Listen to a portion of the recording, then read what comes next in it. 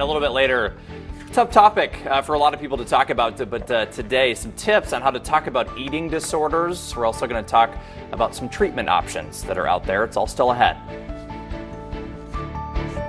Well, hundreds of thousands of Minnesotans are struggling with eating disorders, and today we are creating awareness about an illness that affects all ages, genders, and ethnic groups. Jillian Lampert is the Chief Strategy Officer at the Emily program, and we welcome her into the 4 o'clock show here. Thank you so much for coming by. Thank you for having me. A complex issue, right, Absolutely. when we're talking about eating disorders, but where do you like to start with people? I like to start with the misconceptions and the seriousness. Okay. So a lot of times people don't quite understand that eating disorders are an illness. They're not a choice. They're not a behavior problem. They're not a phase. They're not a lack of willpower. They're an illness with biological and genetic roots that are influenced by culture, and they need treatment, just like any other illness. So that's really, I think, important to think about.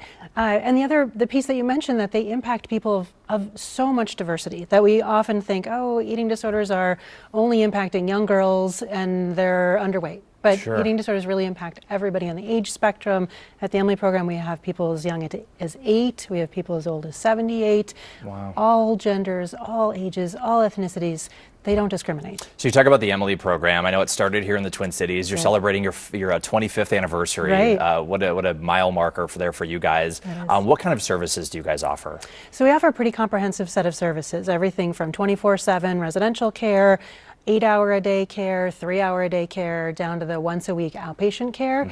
And so all those levels of care, and again, in a lot of different locations around the Twin Cities, so really focusing on convenience. That eating disorder treatment takes a little while, and so we want people to be able to get to treatment that's near them, that's accessible, that they can sort of fit into their life as they recover. Yeah, what is key to recovery for people that are struggling with an eating disorder? I'm sure it varies so much person to person. I think time and support, and really strong support around behavior change and learning skills, that we really help people stop having eating disorder behaviors and then learning the skills that they need in order to move on with life in a different way. So it's a lot of practice, and it requires a lot of patience and a lot of persistence. Lifelong journey for a lot of people that struggle with it, or maybe. I think not necessarily. I think we sort of used to believe that was true for almost everybody before we had better treatments.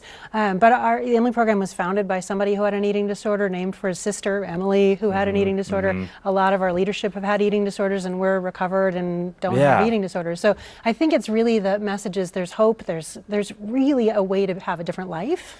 Yeah. For family members, maybe friends, if you see somebody out there that you think might be struggling, how do you approach the conversation with them? Yeah, say something. I think a lot of people hesitate, like, oh, it's none of my business. Care and compassion and concern are all of our business, right? So starting with using an I statement, I'm really concerned about how you're eating or what you're saying about activity, starting there with your concern, and then being persistent. These illnesses can be deadly, so don't give up. Even if the person sort of brushes you off when you bring it up, continue to bring up your concern and offer to help them, make the call, go to the website, do whatever to help them. And I think the third piece is really the biggest for everybody. Be a good role model. That the more negative things we say about our own bodies and our own eating, that translates to kids and people around us and fuels that cultural obsession with appearance. That saying positive things and celebrating our bodies would really go a long way towards prevention. Well, it's such important work that you guys are doing. Thanks for making some time for us here today. And congrats again, 25 years. That's great. Absolutely beautiful. Thank you. For more information on the Emily program or eating disorders in general, go to KARE11.com. We're going to post this segment and more on our 4 p.m. show page. We'll be right back.